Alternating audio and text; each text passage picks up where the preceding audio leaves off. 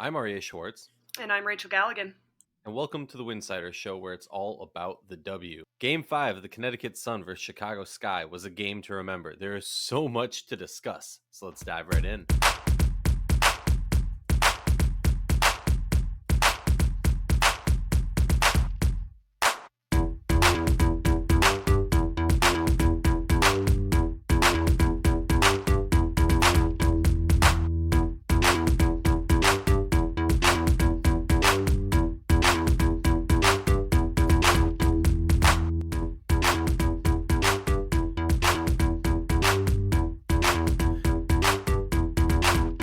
If you like our show, please consider joining our Patreon community, patreon.com/Winsidr. That's patreon.com/Winsidr. For less than a cup of coffee a month, you can directly show support for the hard work we do covering the W. And don't forget to see our amazing staff's written content over at winsidr.com. If you're looking to get tickets to the WNBA Finals, it's set. Thanks to our sponsor, TickPick, you don't have to worry. The original no-fee ticketing site and official ticketing partner of the defending champion Chicago Sky for about, a few more days. Use the link tickpick.com/Winsidr. That's tickpick.com/Winsidr for all your upcoming ticket purchases for the WNBA, NFL, NBA, concerts, comedian shows, whatever you want, any other event. Welcome to the Winsidr Show. Game 5, Rachel. Connecticut versus Chicago. In Chicago, the defending champions, 40 minutes away from pushing to a repeat, all that jazz. Let's get right into it. What's your reaction, Rachel, when I tell you the Sun are in the finals? Yeah, I mean, we were talking about it yesterday or whenever, the day before, last time we recorded, and it was kind of like, you felt like, does this team have what it takes to be able to pull this off? And I mean, we were pretty much split, going back and forth as to what was going to happen. And obviously Connecticut found a way. And I think that's just a perfect, just overall, like description of the Connecticut Sun this season. They've somehow just been able to find a way. And I think they made this series, a little bit ugly, a little bit messy. It was not the prettiest basketball all the way around, but that worked in their favor. And I think just looking at some of the numbers last night are completely staggering. And I always felt like there was something about the Sky that just, it wasn't sitting right with me. It was just, I can't even put it into words. There was something about this team that I just questioned their ability to go all the way. And I think you have the Connecticut Sun that are just so hungry and ready to be in this moment. And I mean, if you look at the fourth quarter, Chicago Sky held to just 5 points. I mean, what are your thoughts on just that final quarter, at home in a Game 5 series, and they literally score 5 points? I mean, I don't think this is an exaggeration. First of all, I just want everyone to go to ESPN.com, WNBA, wherever it is, and look at the box scores. First quarter, 24-16, Connecticut. Next quarter, 24-16, Chicago. Next quarter, 18-8, Chicago. And then the fourth quarter, 24-5. Really, it came down to the fourth quarter. It was quite an interesting battle, but you have to say, if you're thinking about that fourth quarter, I don't think it's an exaggeration to say one of the more, I don't want to say embarrassing, but just disappointing, gut-wrenching. I mean, welcome back to the depths of the WNBA fandom, Chicago Sky fans. And I mean that not in the sense of they're the Indiana Fever now. I mean that in the sense of look, the way the last year for the Chicago Sky has been just, cloud nine, right? Like a mediocre season last year, 16-6, go to the playoffs, and since that first do or die game in the playoffs, I mean, lights out. Yes, they've had their struggles this year, but they were still a top team in this league going in as the number 2 seed. And one of the most complete teams in terms of depth and just weaponry. I mean, and they got better. 100%. They dumped Olsen for Miesemann. Yeah.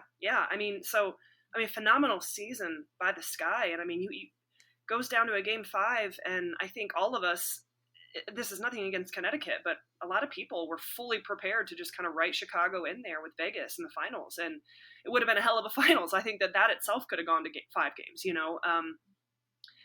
but Connecticut found a way. And even, I think one of the most bizarre aspects of looking at the numbers were the 23 turnovers. I mean, if you would have told me Connecticut would have gone into this game and had 23 turnovers and shot just 25% from the 3-point line. Most ever in a victory. I mean, wow. It was like, but then you look on the other side, you look at Chicago, and I think the biggest key for me in this specific matchup was the rebounding numbers and how dominant Connecticut was on the glass for 5 games. I mean, that was the biggest difference maker, in my opinion, in terms of just controlling the glass, limiting second chance opportunities. And then you combine that with the fact that Chicago just could not hit a bucket. I mean, Allie Quigley goes 1 for 12. That's just brutal, that hurts you. Candace Parker, 2 for 7. Clea Copper, 8 for 19. I mean, as Candace Parker, 2 shots in the whole second half of the game. Right. I mean, but the thing that you're bringing up all these points, the part that I feel like we're skipping over is the game ends with 43 rebounds for Connecticut, 28 for Chicago. That was not the case for, I would say, 80% of the game. Going into like at halftime and most of the third quarter, it was like a differential of maybe 5 rebounds. Mm-hmm. It was much closer. The turnovers were such a key aspect, Right. but I believe they had 21 turnovers going into the fourth quarter. Yeah. Like this was a fourth quarter where Connecticut flipped the switch, and for the first time at any point during this game, Connecticut looked like a team ready in the moment. Yeah. Now, early on in the game, and we were talking about this on the playback stream, shameless plug, we've been doing these fun watch parties, no download necessary, it's free, takes 2 seconds to sign up.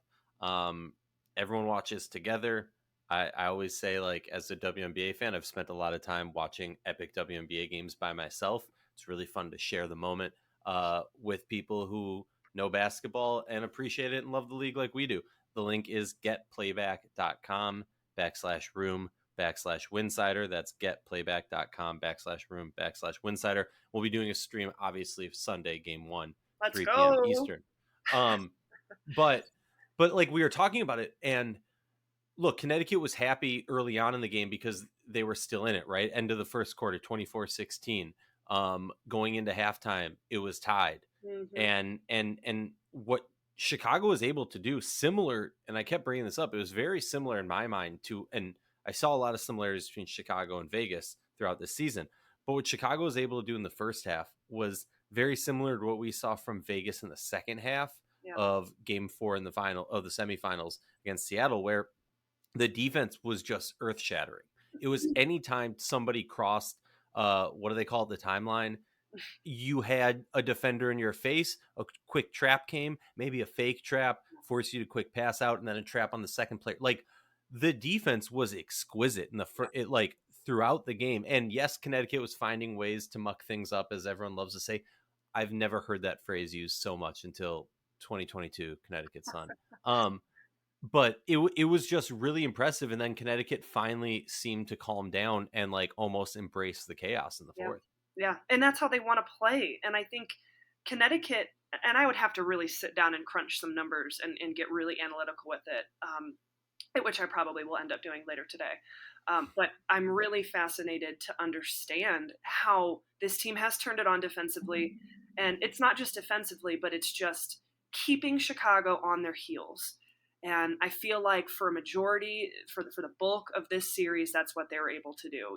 Chicago was forced to play Connecticut brand of basketball, and they were so uncomfortable for 5 games and just unable to do and be the things that this Chicago Sky team has been, and it paid off. I'm really impressed with what Connecticut was able to do, just consistently from the defensive end of the floor, and to just impose their will on the style of game that was going to be played.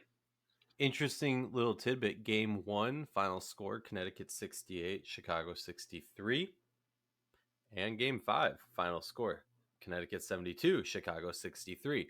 In 2 of the 3 wins, Chicago, they held them a high octane offense just to 63 points. And the reason that I think that's important is because, like, when you look at the other game they won, it was a complete blowout, right? A 24-point game. So like I look at that 80-point put out, and it really doesn't mean much to me. Pretty impressive that they were able to hold the defending champs to that low scoring output. Candace Parker 2 for 7, 2 for 3 from three, just 7 points and no shots in the fourth quarter. Got to have questions there. I mean, the one thing I want to say is the post game press conference was amazing. Kurt Miller in classic fashion stirs the pot a little bit because the man just loves to stir the Well, pot, I right? also What did think he like, say?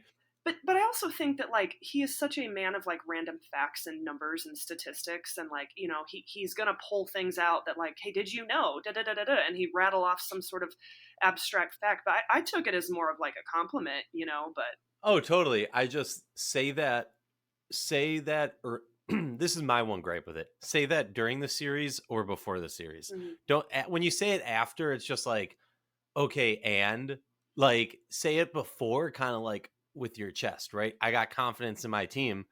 2 out of the last 3 years, we've knocked Candace Parker out of the playoffs. you I don't think you we can don't do say it that again. before, in my opinion, because then Well, of course you don't, because that's like the respectable, appropriate thing to do. But Rachel, I'm not talking about that. I want the you drama. want the drama. Well, I mean, a player like Candace Parker is going to take that and use it as fuel, and True, you know, but I loved her response, right? yeah. We don't care. We don't hang conference banners here. We hang championship banners. And hey, I mean, a little smack talk. I mean, it is what it is. But both are matter of fact, So yeah. it's raw, and it's I can't imagine there's a whole lot we're going to be talking about with Candace Parker, and what does the future mean there? Well, we talk about Candace Parker, but let's talk about Allie Quigley, a player Well, who, this whole franchise. I mean, there's a 1 for 12, yeah, 0 for 6 from three. yeah. And I joked about it on the stream. And hey, Chicago lost, so I kind of have to say it. That's your 3-point champ. I had to say Oh it. my god. No, but like, look, at, Oh my at the end of the day, I think, and we talked about it in the post game show. We've been doing that. We think it's a cool way to kind of make ourselves stand out from some of the other playbacks as we're doing post game shows. Maybe we'll start doing pregame shows if the fans demand it. Getplayback.com/room/Winsidr. Join us Sunday, 3 p.m. Eastern. But one of the things that I noticed, and I think James kind of hinted at this in the post game press conference, was Allie Quigley, 32 minutes. She's not a stout defensive player, right?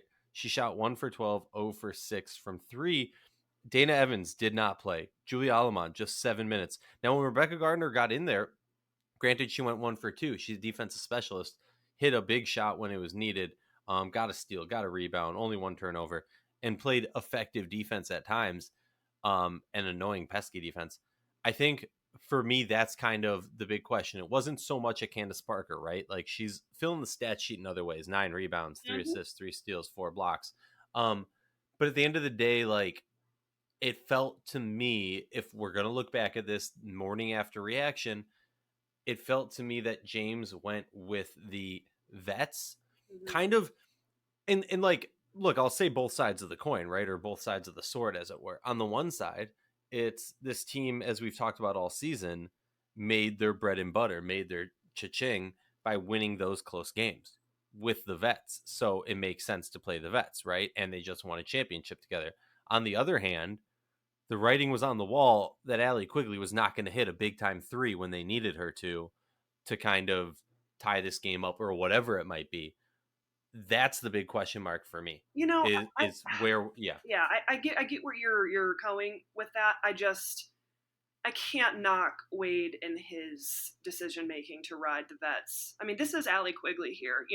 Like she is as relentless and one of the best shooters in league history. Yes, it was unfortunately a really tough shooting night for her. If even half of those, even a third of those go in, that helps this team exponentially. Maybe it's a different story, but um, like you in my opinion, you have to go through these vets. You have to continue to hope that, hey, you're going to find the bottom of the net at some point, and there's going to be that breakthrough. I mean, it was such a back and forth game in the way it was being played. I mean, it was literally like, when you look at just the numbers, it's like, oh, one quarter was Connecticut, the next one was Chicago. I mean, it was like literally so back and forth. At any moment, you were just like hoping or waiting for that breakthrough for the sky. And when it came down to Quigley, like, you can't just like in my opinion, you can't go away from her. You know, she's one of the greatest of all time. She's won a championship. She's experienced. You ride that out, and you live with the result. However, I do agree. I think it was a little bit interesting that Gardner just played 15 minutes. With how this series looked and how it was being played, just from a defensive standpoint, just from a pace standpoint, from a spark standpoint, a little bit surprised by those numbers a little bit, but I think you gotta go through your vet. You gotta go through your all-star, just veteran player that knows how to win a championship. And it was just a tough night. It was a tough night for Chicago across the board, but particularly Allie Quigley, and that's unfortunate. But you don't just go away from that, in my opinion. It was a tough night for one player on the Connecticut Sun, and that was Bree Jones. 1 for 3 in 17 minutes. So shockingly, honestly, every player on the Connecticut bench had a negative plus minus. Bree Jones ends with just 2 points, Yeah. 2 turnovers, 3 rebounds, and 4 fouls. Like, just complete. She looks stifled at points during the game, but I think that the Odyssey Sims was an interesting one that I was kind of not impressed by her play, to put it nicely. But DeJounte Carrington, a player who at times the stats aren't necessarily going to show up, right? 11 minutes, 1 for 3, 2 rebounds, 2 turnovers, was a plus minus of negative 14, had just 2 points. But when I look at it, I remember back to the plays that were very, very important and the breaks that she gave to other players. And I look back at it, that's statistically not a great night for Carrington, but played an important role and made some key plays. Another key play that we have to talk about, Rachel, is DeWanna Bonner and Kalia Copper getting into it, shoving, talking that smack. I loved it. I saw someone tweet out, Bonner said to Copper, everyone keeps calling her Cooper, and it's so annoying because I'm gonna start slipping up and saying it wrong. But said somebody tweeted out, I ain't Sophie. But Yeah, I I mean, thought what were your thoughts on that, and just officiating in general? I know that's been a huge point of emphasis. Disgusting officiating. I mean, here's my thing. Let the players talk their talk. Let the players clap in the face after a bucket. Let the players, I'm all about the celly. I'm all about the screaming. You know me. I hate that the refs are calling text because you scream. I'm glad that for the first time ever, the WNBA officiating crew got a call right. That was a joke. I said it in jest. And not calling the tech after that on Copper, because that I could have easily seen that. I could have easily seen them call it on James Wade, who ran all the way onto the court and was like almost grabbed Bonner to hold her back. So like, I appreciate the fact that they for once they stood back. Other than that, I have nothing nice to say about them, and I don't want to get fined. Yeah, I mean, it's been an ongoing issue throughout the course of this season and recent years. I think the WNBA players deserve better refs, and we've clearly got some glaring issues. You hate to have officiating that can ruin the game or the flow of the game or things like that from that aspect. So yeah, I mean, definitely some things that we a lot we can talk about in the off season and in regards to that. But that's about all I have to say about that. Is obviously this is an area that the league has got to improve on. Well, we're gonna have another episode coming out breaking down the finals matchup before the finals, so don't worry about that. But for like the 50th time in this episode, remind the folks what they should be doing for the game on Sunday.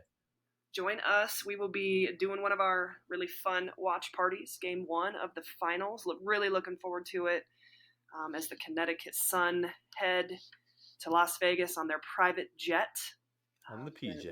On their private jet. It looks like the game is going to be at 3 p.m. Eastern Time. Join us on playback. We will be promoting it on social media. Game is going to be on ABC. It's going to be free for everybody to be able to join us and just hang out. Let's watch. Let's analyze this series. We'll give some predictions tomorrow and what we think is going to happen. But yeah, join us on Sunday. Let's go.